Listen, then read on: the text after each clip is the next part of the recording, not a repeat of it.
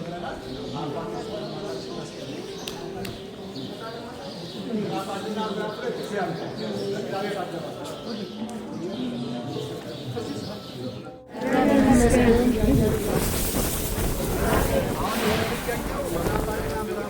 ምዕራፍ 3 ማለት ጌታችን አምላካችን መድኃኒታችን ኢየሱስ ክርስቶስ ከመስቀሉ ብዛት ከርጥብነቱና ከደረሰበት ግርፋትና መከራ አንጻር ከሕዝቡም ብዛት አንጻር መስቀሉ ከብዶት የወደቀበት ሶስተኛ ምዕራፍ ነው። ምልክቱ ይታያቸዋል።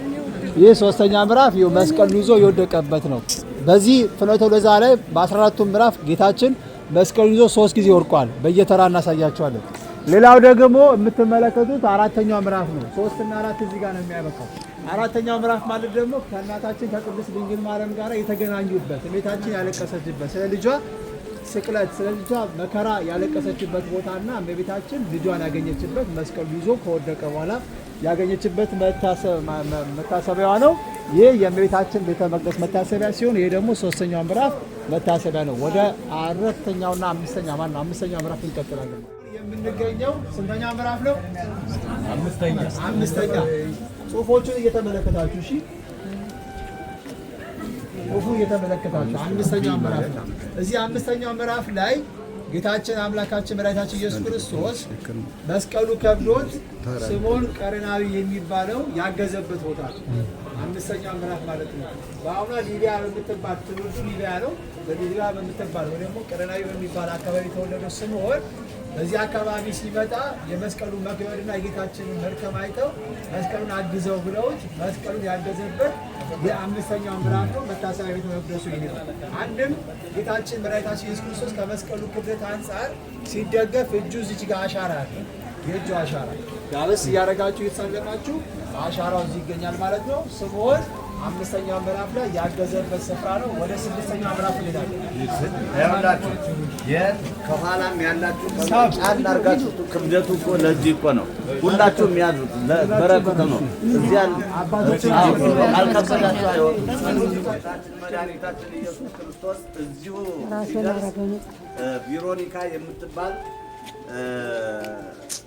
ከዚሁ ቦታ ላይ ጌታ ኢየሱስ ክርስቶስ መስቀሉን ተሸክሞ በቃ ላቡ እየተንጠፈጠፈ በመጣበት ጊዜ ከዚህ ላይ ነው አንስታ መሐረሟን ፊቱን የጠረገችበት። ግን ከዛ በፊት አንድ ታምር አለ። ቬሮኒካ 2 ልጆች ነበሯት። ከሁለቱ ልጆች ሁለቱም ጆሮአቸውም አፋቸውም አይናገሩም ነበር ይላል።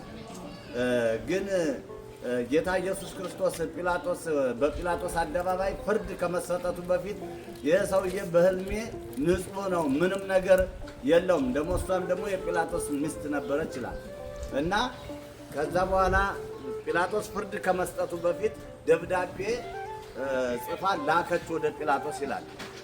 በጲላጦስ ያንን ደብዳቤውን በተመለከተ ጊዜ ጲላጦስ ደብዳቤውን በተመለከተ ጊዜ ሁለቱ አንደበታቸው ተከፈተ ይላል የነዚህ እና እሷም ቬሮኒካ ያችን መሐረም ሰጥታ መሐረም ስለጠረገች ከ36ቱ ቅዱሳት አንስት አንደኛ ሆኖ መታሰቢያ ተሰራላት ማለት ነው። ወደ 7ኛው እንሄዳለን።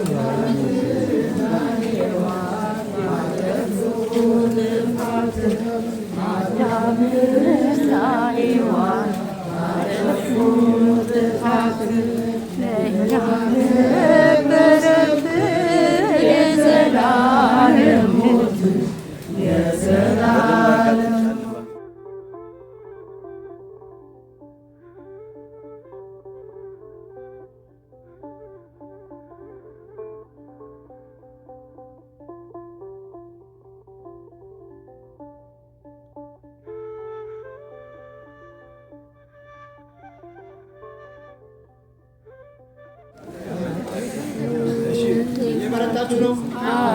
አሁን የምንገኘው መሀሏን ብቻ ክፈትላችሁ፣ ሌላ ነገር ሀሳባችሁ መሀሉ ብቻ እንዲያልፉ ክፈትላችሁ። አሁን የምንገኘው ምዕራፍ ስንት ነው? 7 እየተከታተላችሁ ነው ማለት ነው። ምዕራፍ 7 እንገኛለን። ምዕራፍ 7 ደግሞ ጌታችን አምላካችን መድኃኒታችን ኢየሱስ ክርስቶስ ለሁለተኛ ጊዜ ከመስቀሉ ክብደት አንጻር ለሁለተኛ ጊዜ የወደቀበት ቦታ ነው። ምዕራፍ 7 ለሁለተኛ ጊዜ የወደቀበት ቦታ ነው። በእሱ የመታሰቢያው ቤተ መቅደስ ይገኛል ማለት ነው። ምዕራፍ 8 ደግሞ በወዲህ ነው የምንሄደው። እኛ ግን አንሄድም። ያው ቀጥታ ወደ ምዕራፍ 9 ነው የምንሄዱት ራቅ ስለሚል። ምዕራፍ 8 ማለት ደግሞ የኢየሩሳሌም ሴቶች ስለ ጌታችን መከራ ስለ ጌታችን እነዚህ መከራ መድረሱ ያለቀሱበት ወይም ደግሞ እንባቸው የፈሰበትና እናንተ ለእኔ ሳይሆን ለራሳችሁ አልቅሱ ብሎ የተናገረበት ኃይለ ቃል የሚገኘው ምዕራፍ 8 ላይ ነው። ምዕራፍ 8 ደግሞ የእኛ የኢትዮጵያ ኦርቶዶክስ ተዋሕዶ ቤተክርስቲያን መንበረ ፓትርያርክ ወይም ደግሞ የጳጳሳት መቀመጫ ወይም ደግሞ በዚህ በቅድስት ሀገር ኢየሩሳሌም መንበረ ፓትርያርክ ብለን የምንጠራው የፊልጶስ ቤተክርስቲያን የሚገኝበት በዚህ መስመር ነው የምንሄደው። እኛ ግን ያው ፕሮግራማችን እንዳይያዝብን ጎልጎታም እንዳይዘጋ ቀጥታ የምንሄደው ወደ ምዕራፍ 9 የኢትዮጵያ ኦርቶዶክስ ተዋሕዶ ቤተክርስቲያን ዋናው ዴር ስልጣን ነው የምንሄደው ማለት ነው። ጉዟችን ከቀስ ጋር እንቀጥላለን። መስቀሉ ለሴቶችም የሰጣችሁ ለእናቶች ለልጆቻችሁ ተሰማል። የዘላለም ሞት የዘላለም ሞት መስቀል ተሸክሞ ሲወጣ ተራራ መስቀል ተሸክሞ ሲወጣ ተራራ ይገርፉት ነበረ ሆነው በየተራ ሆነው በየተራ አልቻለችም እንባዋ ልትገታ ድንግል አልቻለችም እንባዋ ልትገታ እያየች በመስቀል ልጇ ሲንገላታ ልጇ ሲንገላታ እያየች በመስቀል ልጇ ሲንገላታ ልጇ ሲንገላታ በአምላክነቱ ሳይፈር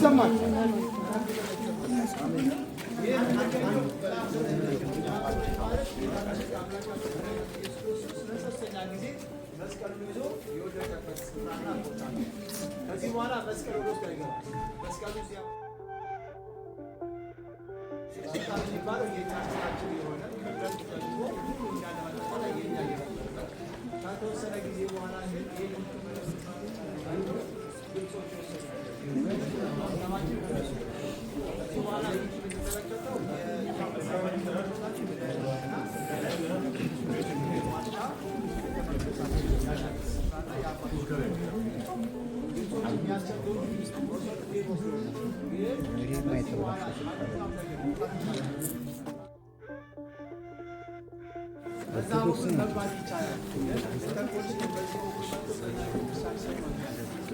በጣም ጊዜ በትንሣኤ ጊዜ እዚህ ቦታ ላይ ከባድ ችግሮች አሉ ማለት ነው።